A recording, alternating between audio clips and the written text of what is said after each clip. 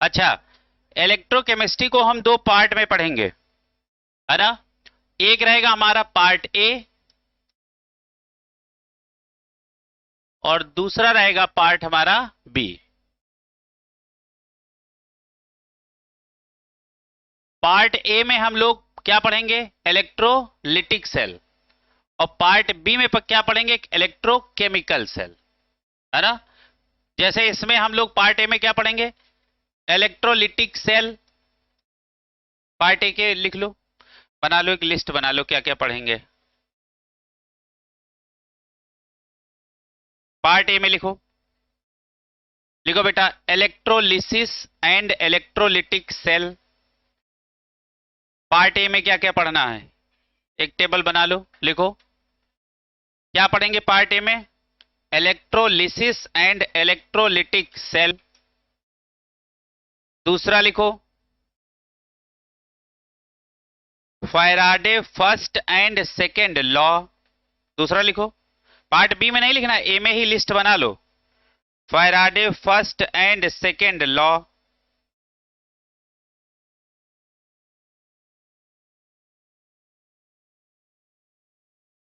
Third लिखो बेटा,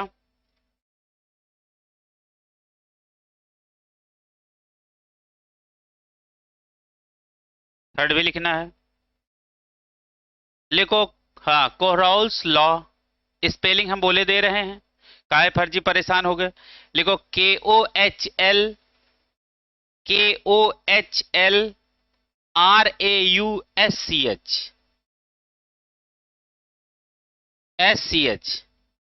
KOLHRAUSCH कोहराउल्स law. ठीक है, अगला लिखो, अगला लिखो बेटा, इसी में हम लोग पढ़ेंगे, लिखो resistance, resistance and resistivity, resistance and resistivity. Resistivity का दूसरा नाम क्या होता है, स्पेसिफिक रेजिस्टेंस, ब्रैकेट में लिख लो, स्पेसिफिक रेजिस्टेंस, है ना। कौन सा नंबर अब चलेगा, फोर्थ। फोर्थ लिखो कंडक्टेंस, लिखो conductance and conductivity, conductance and conductivity, conductance and conductivity.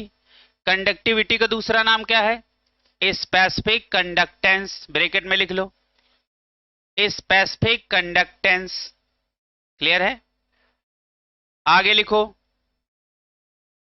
लिखो molar conductivity and equivalent conductivity, and equivalent conductivity. इतना सारा सब कुछ हमको पार्ट ए में पढ़ना है ना। और पार्ट बी में हम लोग क्या पढ़ेंगे, इलेक्ट्रोकेमिकल सेल, है ना, और नस्ट इक्वेशन। पार्ट बी में लिखो इलेक्ट्रोकेमिकल सेल और हमें दूसरा क्या पढ़ना है, Nernst equation.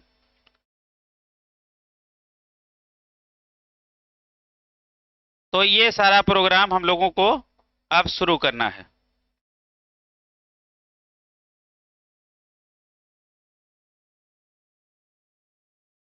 NERNST, Nernst, NERNST, Nernst.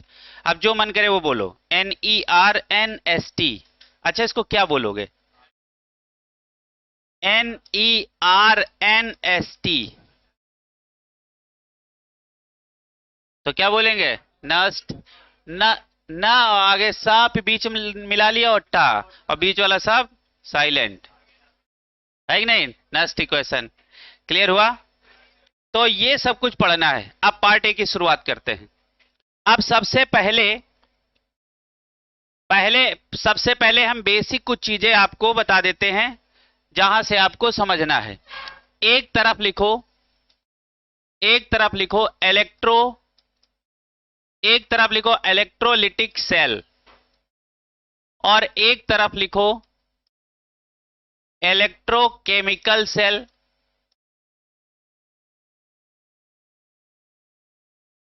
Electrolytic का ये जो एल है इसको ऐसे गोले में बंद करो और इसके नीचे ऐसे करके लिखो लेस। अपना लेस का स्पेलिंग देख लो क्या है, LEC। स्पेलिंग ना सही करने लेना, कहें नहीं हमारे इधर तो LESS होता है। हाँ, अब सी को कब सा कहते हैं, सी को कब का कहते हैं बताओ, वो खड़े हो जाओ। सी को कब का कहते हैं और सी को कब सा कहते हैं, खड़े हो जाओ बताओ। ना हमने कहा सी को कब का बोलते हैं, सी को कब सा बोलते हैं। सी को हम सा में भी लेते हैं, सी से हम का भी लिखते हैं, सी से हम सा भी लिखते हैं। बताओ कहां कहां सी को सा बोलते हैं। हाँ का बोलते हैं, है ना। और इन्होंने सीमेंट बोला, यहां सी को हम सा प्रोनाउंस किए हैं। तो तुम देख लो, आज तक तुम जान नहीं पाए होगे। देखो जब सी के बाद ई आई और वाई हो, जब सी के बाद ई आई और वाई हो तो सी को सा बोलते हैं हर जगह, बाकी का बोलते हैं। नहीं समझे। सी के बाद में जब ई आई और वाई हो तो सी को सा बोलेंगे, जैसे सिनेमा, सेंटर, सिलेंडर, और बाकी हर जगह सी को हम का बोलते हैं। पढ़ी अंग्रेजी पढ़े, 250 रुपया महीना, 500 में पढ़े, पता न चला आज तक ये है पहली बार। हाँ तो वो तो है ही है। क्लियर है, क्लियर है, चलेगा आगे देखो। हाँ यही मान लो। अच्छा देखो, इलेक्ट्रोलिटिक सेल और इलेक्ट्रोकेमिकल सेल में क्या बेसिक डिफरेंस है, पहले ये सेल समझ लो। देखो इसके एल के नीचे हमने क्या लिखा है, LEC। देखो लिटिक में एल आता है, केमिकल में तो एल नहीं आएगा ना। देखो इलेक्ट्रोलिटिक और इलेक्ट्रोकेमिकल, है ना। तो देखो इसके बीच में क्या आया है, एल आया है, तो तुम क्या लिखोगे, LEC। यानी इलेक्ट्रोलिटिक सेल इलेक्ट्रिकल एनर्जी को केमिकल एनर्जी में कन्वर्ट करता है। क्या इलेक्ट्रोलिटिक सेल का काम क्या है, ये इलेक्ट्रिकल एनर्जी को किस में कन्वर्ट कर देता है, केमिकल एनर्जी में। तो पहली लाइन लिखो, पहली लाइन लिखो, इलेक्ट्रोकेमिकल सेल में पहली लाइन लिखो, इट कन्वर्ट। इलेक्ट्रोलिटिक सेल के नीचे लिखो, it convert electrical energy into chemical energy.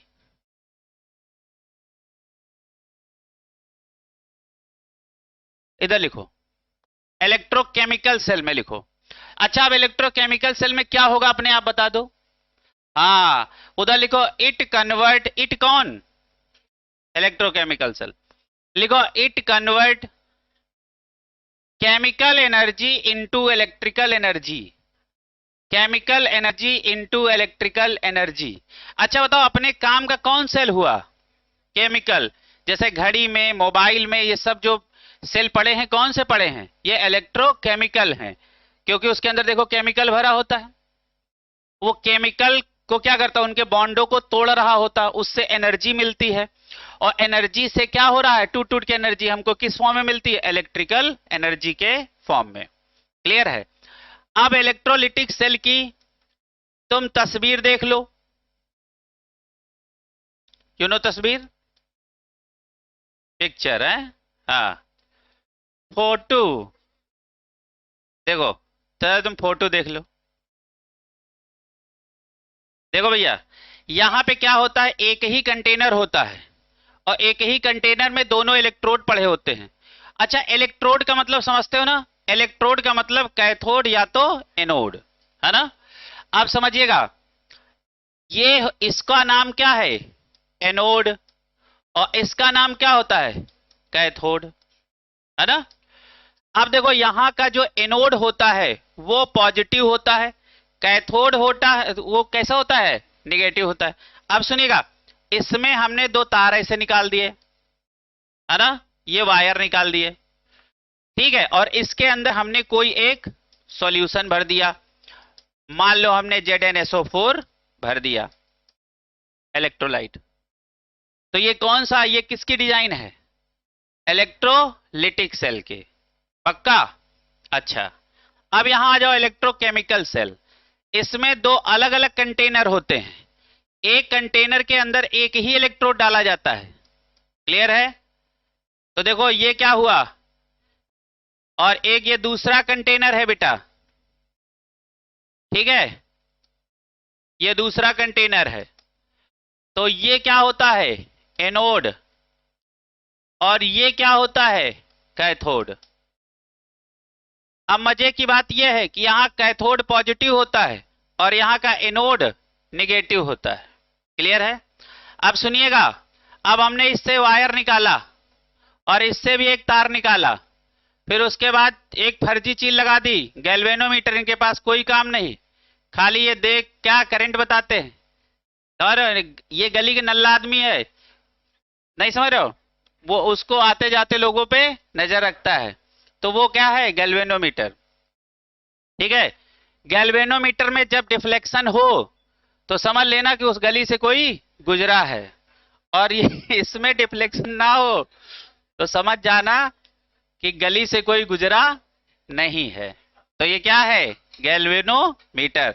अरे आपको गैल्वेनोमीटर दोनों तरीके से इस्तेमाल करा लेते हैं ना। वेरी गुड, आमीटर और वोल्ट मीटर दोनों की तरह इस्तेमाल कराते हो। आ रही फिजिक्स, वाह, है ना? हाँ,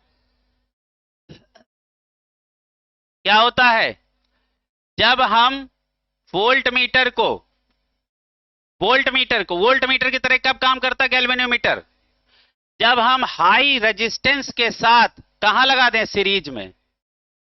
हाई रेजिस्टेंस के साथ कहां लगा दें? सीरीज में। तो galvanometer work as volt meter. Ammeter की तरह वोल्ट आपको गैल्वेनोमीटर काम कराना है, तो क्या लो रेजिस्टेंस के साथ कहां लगा दो? पैरेलल में। क्लियर है? अब जरा ध्यान से देखो, अब यहां दो कंटेनर हैं, दो कंटेनर, ठीक है। देखो, अब एक कंटेनर के अंदर इलेक्ट्रोलाइट कुछ और होगा, जैसे मान लो हमने ZnSO4 भर दिया, तो दूसरे के अंदर हमने क्या भर दिया? CuSO4, है ना? अच्छा एक बात बताओ, दो कंटेनर, दोनों में अलग अलग इलेक्ट्रोड पड़ा है। क्लियर है? क्या अभी ये सर्किट कंप्लीट है? ना, नहीं ना। तो इसको कंप्लीट करने के लिए क्या आ जाता है? Salt bridge. क्या आ जाता है? Salt bridge. क्लियर है? ऐसे तो वो इलेक्ट्रोलिटिक सेल है और ये इलेक्ट्रोकेमिकल सेल है। क्लियर है? कुछ समझ में आ गई बात? ठीक है। अब जैसे मान लो हमने क्या किया, यहां से ऐसे दो तार निकाल लिए और उसमें हमने कुछ लगा लिया, पंखा लगा लिया, झमझम झम करके चलेगा, है ना? हाँ, चलेगा कि नहीं चलेगा? बस। लेकिन इसमें ऐसा नहीं है, इसमें हम आउटर सोर्स से खुद करंट इसके अंदर देते हैं। इससे करंट हम लेते हैं और इसको करंट हम देते हैं। आप जब इसको करंट देंगे तो इलेक्ट्रोडों के थ्रू कहां करंट आएगी? सॉल्यूशन के अंदर। और सॉल्यूशन में क्या भरा है? ZnSO4। ZnSO4 समझ रहे बेटा, ये टूट जाएगा, Zn plus SO4 minus minus. अब बताओ एनोड कैसा है? पॉजिटिव। ये बेचारा दौड़ता हुआ इनसे चिपक जाएगा, अपोजिट आयन, समझ आ गया? हाँ, और ये कहां जाके चिपकेगा? कैथोड पे, क्योंकि कैथोड कैसा है? निगेटिव। ये कैसा है? पॉजिटिव। इसीलिए हमेशा एनोड दुबला हो जाता है और कैथोड मोटा हो जाता है, क्योंकि कैथोड पे डिपोजिशन होता है और एनोड पे ऑक्सीडेशन होता है। ऑक्सीडेशन क्या होता है? इलेक्ट्रॉन। और ऑक्सीडेशन का मतलब क्या? Loss of electron. तो इस जैसे मान लो ये रॉड है, कौन सी? एनोड। इसमें क्या हो रहा? Loss of electron. तो इलेक्ट्रॉन का लॉस हो रहा, तो धीरे धीरे मास भी तो कम हो रहा। तो जब कोई बैटरी आप देखेंगे तो उसमें जो पॉजिटिव टर्मिनल होगा उसको निकालो ऐसे, तो दुबला निकलेगा। कैथोड निकालो तो वो मोटा निकलेगा। क्लियर है? अब जरा ध्यान से देखो, अब यहां पे कुछ कार्यक्रम अलग होता है, ठीक है। अच्छा, इसमें क्या भरा होता है? अगर जानते हो? हाँ, जिलेडियम ग्लेसरेरिया।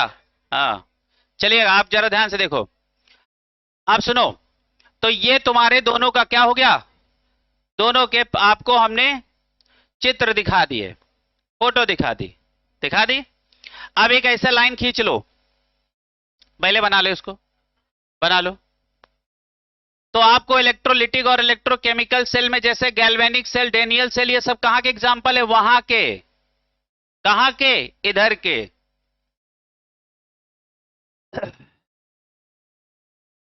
ठीक है भैया, बनाओ इसको, और इसके बाद ये ऐसे डिब्बा बंद करो, और उसके नीचे एक लिखो बात।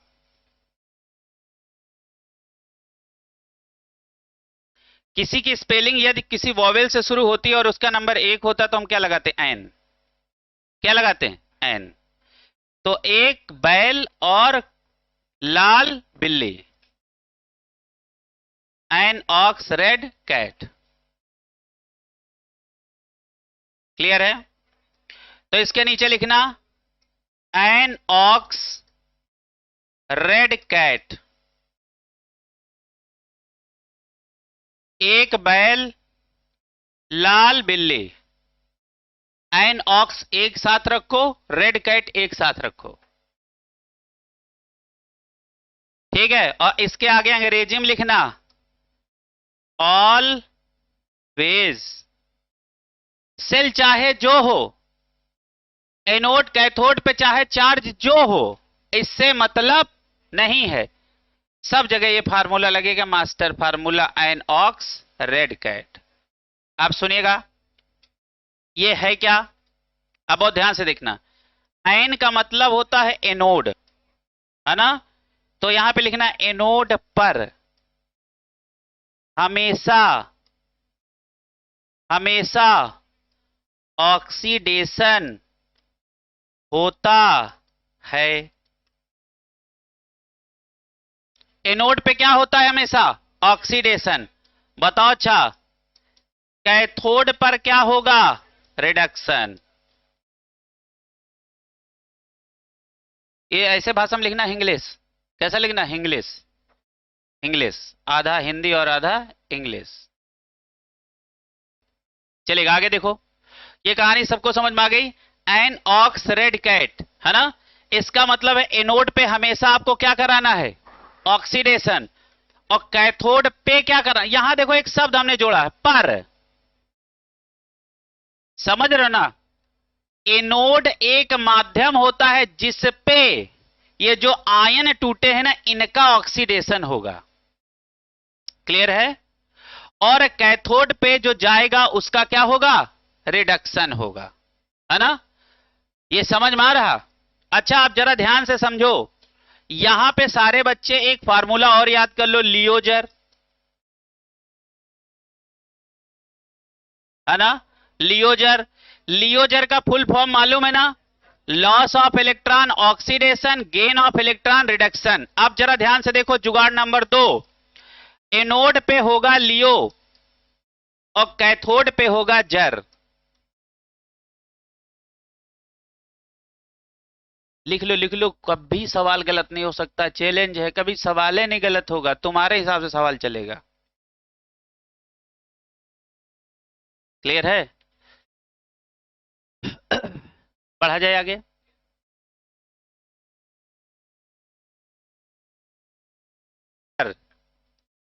चलेगा, ये कहानी समझ में आ गई। अच्छा बताओ, एनोड पे क्या होगा, तो आप बोलोगे लियो, कैथोड पे क्या होगा, जर। ठीक है। अच्छा, ये सारी बातें हम कॉमन पढ़ा रहे हैं अभी। अभी ये सारी बातें कैसी हैं, कॉमन हैं। ये सारी बातें अभी कॉमन चल रही दोनों के लिए। समझ में आ गया। ये इलेक्ट्रोलिटिक और इलेक्ट्रोकेमिकल दोनों में ये फंडे लगेंगे, ये अभी दोनों के लिए कॉमन चल रहा। क्लियर है? अच्छा, इसको लिख लो, आगे बढ़ो फिर। लिख लिया? आप चलो आगे बात लिखो, अगली बात लिखो।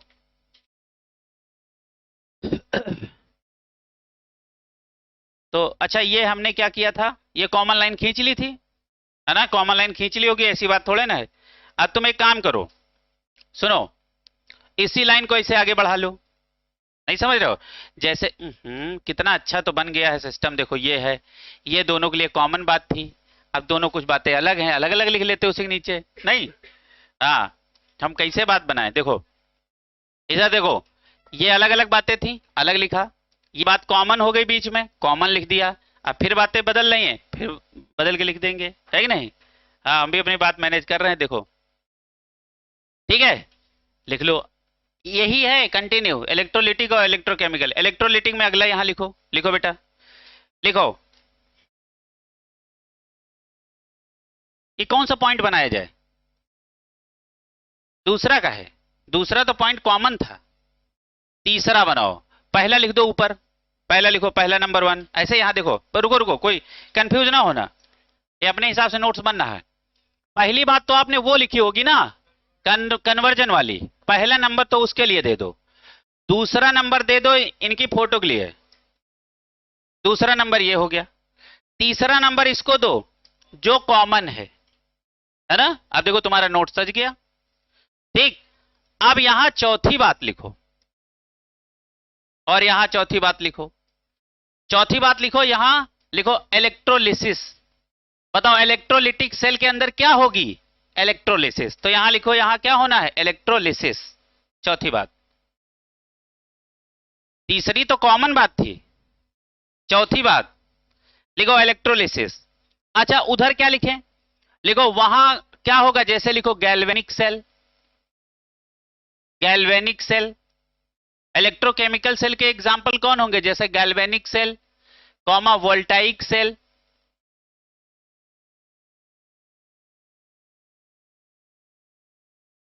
है ना? पांचवा पॉइंट लिखो, पांचवा पॉइंट इलेक्ट्रोलिटिक के नीचे लिखो नॉन स्पॉन्टेनियस। ये इसकी रिएक्शन, इलेक्ट्रोलिटिक सेल की रिएक्शन कैसी होगी? Non spontaneous. अच्छा नॉन स्पॉन्टेनियस का मतलब समझ रहे हो? करंट हम दे रहे हैं आउटर सोर्स से, तब वो सेल ऑपरेट हो रहा, तो स्पॉन्टेनियस है कि non spontaneous? Non spontaneous. Spontaneous का मतलब क्या होता है? जो स्वतः काम करे, है ना? तो उसे क्या बोलते हैं? स्पॉन्टेनियस। अब यहां पे क्या लिखोगे? Non spontaneous. अच्छा नॉन स्पॉन्टेनियस बोलते ही हमारे मन में क्या आता है? लिखो दैट इज, लिखो दैट इज डेल्टा जी, लिखो delta G greater than zero. क्या लिखोगे? Delta G greater than zero. ये कौन सा पॉइंट था? पांचवा पॉइंट था। पांचवा पॉइंट यहां लिखो, लिखो स्पॉन्टेनियस रिएक्शन, लिखो स्पॉन्टेनियस रिएक्शन।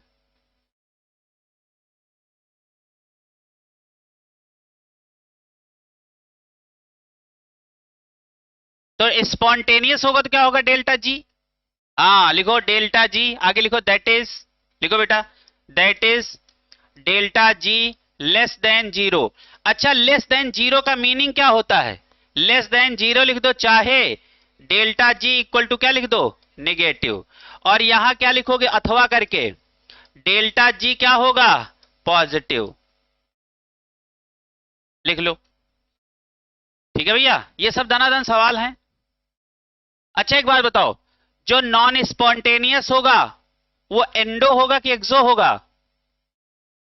हाँ हाँ, एक्सो होगा। तो यहां लिखो, लिखो delta H equal to negative. Delta H कैसा होगा? निगेटिव। अच्छा इसके आगे हम क्या लिखेंगे? Exothermic process. इसी के आगे एक स्टार लगा के बात बढ़ा लेना, नंबर ना बढ़ाना। पांचवा के अंदर ही एक स्टार लगा के बात बढ़ा लो। लिखो कैसा होगा? Spontaneous and exothermic process. कैसा होगा? Spontaneous and exothermic process. ये कहां की बात मैं कर रहा हूं? इलेक्ट्रोकेमिकल सेल की मैं बात कर रहा हूं, है ना? तो डेल्टा एच क्या होगा? Negative, that is exothermic process. चलो बढ़िया, आगे लिखो। अब उधर कुछ नहीं लिखना है, इधर कुछ नहीं लिखना है। अच्छा बताओ, यदि हमको सेल की इफिशियंसी चेक करनी हो तो बताओ इफिशियंसी इधर आप चेक कर सकते हो? इफिशियंसी कहां होगी? इधर होगी। अच्छा इधर क्यों नहीं होगी? तो खुद हमारे चलने चलाए रहे हैं, तो यहां कौन सी इफिशियंसी, जैसे हम लोग इफिशियंसी कहां चेक करते हैं, जैसे कॉर्नाट इंजन होता है वहां पे हम लोग इफिशियंसी चेक करते हैं W/Q, नहीं W/Q, Q/W, W/Q, है ना, कितनी एनर्जी दिया और उसने कितना काम किया, output upon input, that is efficiency. हमने कितना एनर्जी दिया ये इनपुट है, इनपुट हमेशा नीचे होता है और आउटपुट हमेशा ऊपर, और उस एनर्जी का उसने कितना काम किया, तो वो क्या हो जाएगा W/Q। तो यहां पे लिखो, लिखो इफिशियंसी, यहां पे लिखो इफिशियंसी, क्या लिखना, इलेक्ट्रोकेमिकल में लिखो इफिशियंसी, लिखो इफिशियंसी। अच्छा इफिशियंसी को हम काहे से लिखेंगे, हाँ ईंटा पत्थर से लिखो लिखो W/Q, लिखो अच्छा, अच्छा वैसे देखो बेसिक जो इफिशियंसी का मतलब होता है, एफिशिएंसी का जो मतलब होता है वो होता है आउटपुट अपॉन इनपुट, तो W क्या हो जाएगा Q, तो इफिशिएंसी का फार्मूला क्या है W/Q, लिख लो। हमेशा यही होता है जब step up step down transformer पढ़ते हो, प्राइमरी सेकेंडरी वाला चक्कर जो होता है वहां पे भी तो यही होता है, क्लियर है। लिखो एफिशिएंसी इक्वल टू क्या हो जाएगा W/Q। अच्छा अच्छा बताओ गिब्स फ्री एनर्जी क्या होती है, Gibbs free energy delta G होती क्या है, हाँ हाँ वेरी गुड, बोल तो पाए, शुरुआत हो गई, आगे बताओ।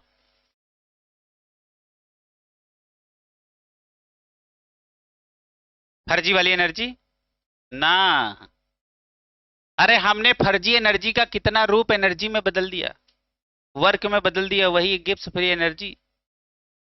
हम्म, तो समझ में आ गया, कॉन्सेप्ट एकदम क्लियर रखो, यही साइंस है। हमें हम क्या होता है, हमने डेफिनेशन रटी होती हैं, हम समझते हैं ही नहीं कभी। क्लियर है, लिखो, लिखो नीटा इक्वल टू, लिखो बेटा डेल्टा G/डेल्टा H, ये भी एक फार्मूला होता है, डेल्टा G/ एक और फार्मूला लिख लो यहीं, क्या लिखोगे डेल्टा G/डेल्टा H, है ना। अच्छा डेल्टा G को आप क्या लिख सकते हो, -NFE0 अपान डेल्टा H, ये फार्मूला नहीं पढ़े हो क्या, खैर कोई बात नहीं, लो इसको एक डिब्बे में बंद कर लो।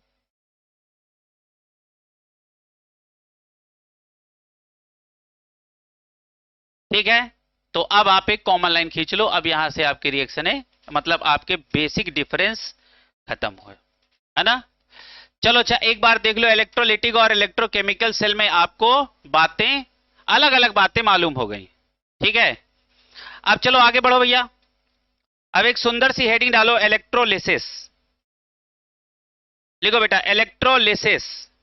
तो अच्छा मतलब 1 मिनट उसको जो हमने लिखवाई इतनी मेहनत से, इस पे ध्यान नहीं होगा, और यही इफिशियंसी वाला सवाल आपके नीट में आया हुआ है, बस यही फार्मूला था डेल्टा G/डेल्टा H, यही 4 नंबर का सवाल था, ये किसी के दिमाग में नहीं आया कि ये सवाल आया हुआ है, ये किसी के मन में नहीं आया, नहीं इस पे आया है सवाल, इस पे आया है, इतने पे आया है, ये आया है।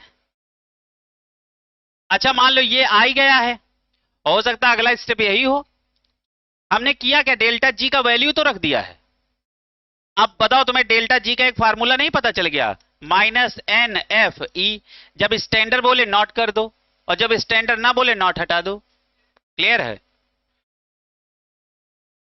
क्लियर है। जब वर्क डन बोले तो -NFE करना, और जब मैक्सिमम वर्क डन बोले तो NFE नॉट कर देना, क्लियर है। आगे लिखो, इलेक्ट्रोलिटिक सेल, इलेक्ट्रोलिसिस, इलेक्ट्रोलिसिस होती कहां है, इलेक्ट्रोलिटिक सेल के अंदर, क्लियर है। तो चलिए आगे लिखो, इलेक्ट्रोलिसिस में लिखो। अच्छा एक बात बताओ, जो इलेक्ट्रोलिटिक सेल है उसमें हम इलेक्ट्रिकल एनर्जी देते हैं उसको करंट, या डीसी वोल्टेज देते हैं? डीसी देते हैं, एसी ना दे देना, नहीं तो ना बचेगा फेस और ना बचेगा बेस। नहीं समझ रहे हो? हाँ हाँ, वेरी गुड। अरे अरे अरे अरे, उल्लू होगा बिल्कुल। चलो लिखो, इलेक्ट्रोलिसिस में लिखो, लिखो केमिकल चेंज, लिखो केमिकल चेंज, केमिकल चेंज, और ब्रैकेट में लिखो ये केमिकल चेंज क्या होता है सेल के अंदर, या तो ऑक्सीडेशन हो रहा होगा या तो रिडक्शन। तो केमिकल चेंज का के ब्रैकेट में लिखो ऑक्सीडेशन और रिडक्शन, ब्रैकेट बंद करो। और बढ़िया से इसको इस पे लिखना 2 पार्ट करके, यही बुकलेट में सीधे चिपकाना है। क्लियर है? मतलब यही आप उठा के सीधे अपनी बुकलेट में जो मिलेगी उसमें चिपका देना है। इसीलिए A4 साइज की बुकलेट बनती है, A4 साइज का हमने पेपर दिया है, सीधे आप चिपका दो, कोई काम नहीं। क्लियर है? आगे लिखो। अच्छा, तुमने क्या लगा कि हमने तुम्हें ये मूंगफली का मौसम चल रहा है नमक रखने के लिए दिया है, चटनी वटनी है? हाँ चलेगा। आगे देखो, लिखो केमिकल चेंज, ब्रैकेट में लिखो ऑक्सीडेशन और रिडक्शन, लिखो taking place at respective electrode, at respective electrode. अच्छा, रिस्पेक्टिव इलेक्ट्रोड के आगे ब्रैकेट में क्या लिखना चाहिए? लिखो एनोड और कैथोड, ब्रैकेट बंद करो। Due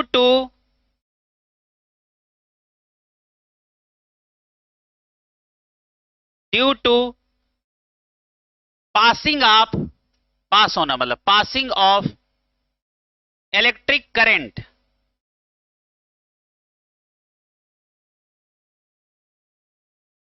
either in aqua solution, either not either, हम तो आइदर बोल देते हैं, और जो समझ रहे हो तूफानी स्कूल होते हैं उसमें ईदर बोलते हैं।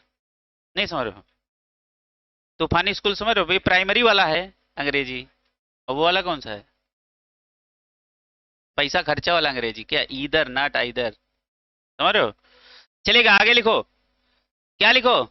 Either in aqua solution O R, और molten form, or molten form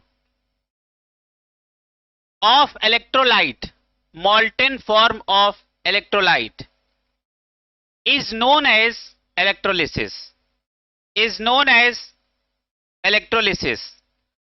अगला स्टार पॉइंट, इलेक्ट्रोलिसिस, अगला star point, electrolysis takes place inside electrolytic cell. ये इलेक्ट्रोलिसिस कहां होती है? इलेक्ट्रोलिटिक सेल के अंदर। क्या कह रहे थे? हाँ, इलेक्ट्रोलिसिस कहां होगी? इलेक्ट्रोलिटिक सेल के अंदर। ठीक है, अगली बात लिखो, लिखो इन जनरल, सामान्यतः, लिखो in general electrodes are, in general electrodes are, electrodes लिखना, electrodes are inert electrode, are inert electrode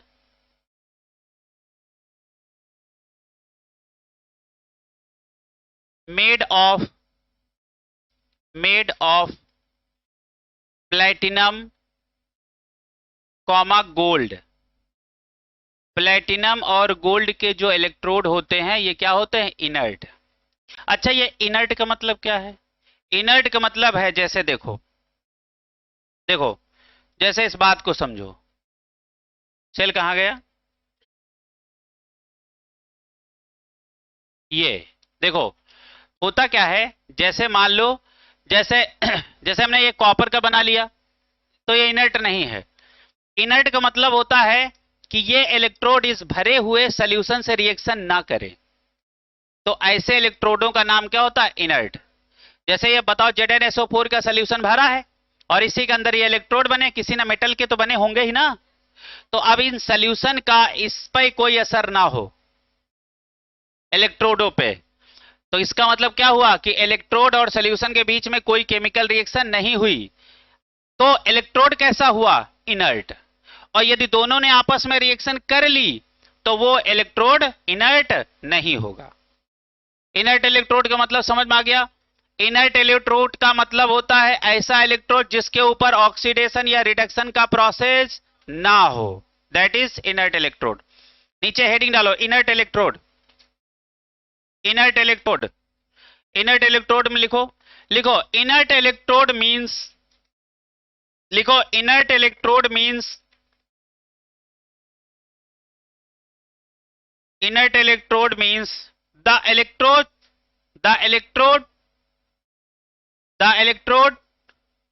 which do not participate in oxidation or reduction। ऐसा इलेक्ट्रोड जो ऑक्सीडेशन और रिडक्शन में भाग ना ले, वहां से भाग ले, तो ऐसे लोगों को क्या बोलते हैं? Inert electrode. तो inert electrode means which do not participate in oxidation और रिडक्शन, फुल स्टॉप। क्लियर है सारे बच्चे? अब यहां पे इलेक्ट्रोलिटिक सेल को दोबारा से बनाएं, वहां तो हमने डिफरेंस करने के लिए बनाया था, अब यहां पे बना के कुछ चीजें सीखें। ये क्या है? अब तुम लोगों के एक हम जुगाड़ सिखा देते हैं। ये क्या लिखा है? हाँ ये क्या है? लोहा। देखो हमेशा लेफ्ट साइड क्या होगा? एनोड पाया जाएगा, और जिस पे ऑक्सीडेशन होगा। तो हमने जब लेफ्ट साइड हम जो कुछ भी बनाए करें वो हमेशा एनोड होगा, और जहां ऐसा नहीं बना वो गलत बना है। हमेशा इस साइड क्या होगा? एनोड, और इस साइड क्या होगा? कैथोड। हाँ, और H का मतलब कुछ नहीं है ना, ठीक है।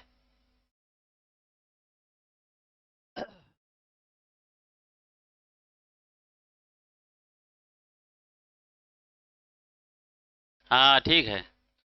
अच्छा इसको ऐसे भी तुम बना सकते हो। हाँ ये बात सही है।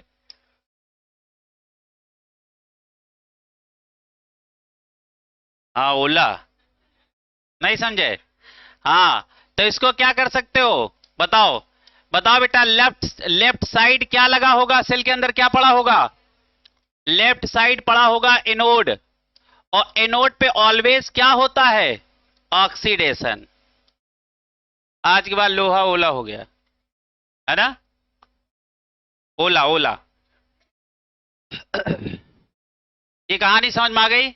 हाँ अब सुनिएगा, मान लो इसके अंदर हमने कोई सॉल्यूशन भर दिया, इसके अंदर हमने कोई सॉल्यूशन भर दिया, और इससे हमने थोड़े थोड़े से तार के टुकड़े ऐसे बांध के निकाल दिए, ठीक है। बना लो इसको। आप बताओ कैथोड कैसा होगा? Positive negative? कौन सा सेल पढ़ रहे हैं? ये कौन सा सेल? अरे अब तो सेल देख के बताओ ना, एक ही कंटेनर के अंदर दोनों पड़े हैं तो इलेक्ट्रोलिटिक, इससे बड़ी पहचान और क्या है? तो इलेक्ट्रोलिटिक सेल में एनोड कैसा होता है? पॉजिटिव, और कैथोड कैसा होता है? नेगेटिव। क्लियर है? बना लो बेटा। चलो अच्छा इसके अंदर सॉल्यूशन डाल दो।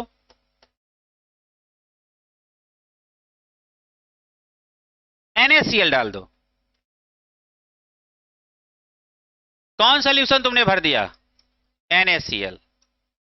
अब तुमने करंट पास कर दी, जब तक करंट नहीं पास की ये मौज में है NaCl, और जैसे करंट पास की ये टूट जाएंगे, है ना। करंट आपने ऐसे तो पास की है, ऐसे ऐसे करंट आएगी, तो जैसे करंट आपने पास की बताओ क्या होगा? NaCl टूट जाएगा किसमें? Na प्लस और प्लस Cl माइनस, है ना। अब बहुत ध्यान से देखना, ये सारा प्रोग्राम चल कहां रहा है, ये सारा प्रोग्राम कहां चल रहा है, यहां चल रहा है NaCl2 किसमें, Na प्लस में प्लस Cl माइनस में। ये प्रोग्राम कहां चल रहा है, सेल के अंदर चला। अब जरा ध्यान से देखो क्या हुआ, ये देखो प्लस वाला है और ये कैसा, माइनस वाला। अच्छा बताओ प्लस वाला कहां निकल जाएगा, कैथोड के ऊपर, है ना, और माइनस वाला कहां चला जाएगा, एनोड के ऊपर। अच्छा बताओ अब यहां पे लिखो एट एनोड, एनोड पे क्या होता है, एनोड पे क्या होता है बताओ बेटा। बहुत बढ़िया, बहुत बढ़िया। जब हमने ऑलवेज लिखा दिया तो एकदम दनादन बोलो, हमने एनोड बोला नहीं, तुमने ऑक्सीडेशन बोला नहीं। एनोड पे क्या होगा, ऑक्सीडेशन। अच्छा ऑक्सीडेशन क्या होता है लियो, लॉस ऑफ इलेक्ट्रॉन ऑक्सीडेशन, है ना। अच्छा देखो पहुंचा कौन, पहुंचा कौन, Na प्लस, क्या पहुंचा, Na प्लस पहुंचा ना, हाँ ओ माय गॉड, कौन पहुंचा, Cl माइनस, Cl माइनस पहुंचा। अब तुम एक काम करो, इसके 2 मोल ले लो अपनी सुविधा के लिए। कितने मोल ले लिया, 2 मोल। अच्छा यहां तुम कर दो लॉस ऑफ इलेक्ट्रॉन, क्योंकि लॉस ऑफ इलेक्ट्रॉन ही तो कराना है, लॉस ऑफ इलेक्ट्रॉन कर दिया। और इनके एक के पास 1 इलेक्ट्रॉन ज्यादा है तो 2 Cl के पास 2 इलेक्ट्रॉन ज्यादा, और 2 हमने इलेक्ट्रॉन निकाल दिए, तो अब ये बचा क्या, ये बचा Cl2। Cl2 गैस कहां मिलेगी, एनोड पे। क्लियर है, कुछ समझ में आ रहा।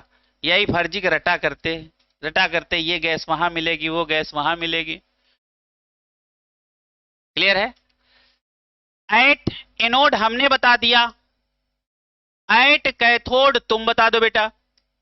अच्छा कैथोड पे क्या होगा, रिडक्शन। अरे तो ऑलवेज है ना, रिडक्शन का मतलब क्या होता है, जर, GER। अब यहां गेन ऑफ इलेक्ट्रॉन होगा। अब बताओ कैथोड पे पहुंचा कौन, Na प्लस। अब इसको गेन ऑफ इलेक्ट्रॉन करा दो 1 का, तो ये क्या बन जाएगा, सोडियम। और ये सोडियम मेटल क्या होगी, इसी के ऊपर ऐसे ऐसे चिपक जाएगी, डिपॉजिट हो जाएगी। तो बताओ कैथोड जब निकालोगे अंदर से तो कैसा निकलेगा, मोटा। कैथोड निकालोगे तो कैसे निकलेगा, एनोड निकालोगे तो दुबला, कैथोड निकालोगे तो मोटा। क्यों, उसके ऊपर डिपोजिशन होता है। ये कहानी सबको समझ में आ गई, ऐसे बना लिया करो।